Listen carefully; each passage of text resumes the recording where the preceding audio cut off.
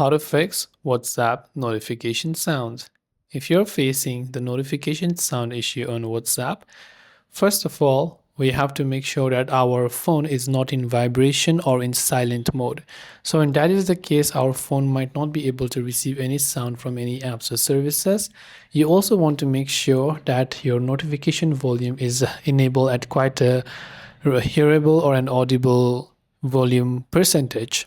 After that, simply open up WhatsApp, tap on the three dots icon from the top right hand side of the screen, then simply go towards Settings.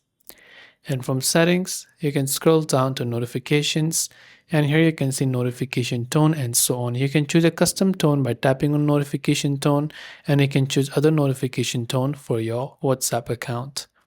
And this way you can go ahead and fix your WhatsApp notification sound.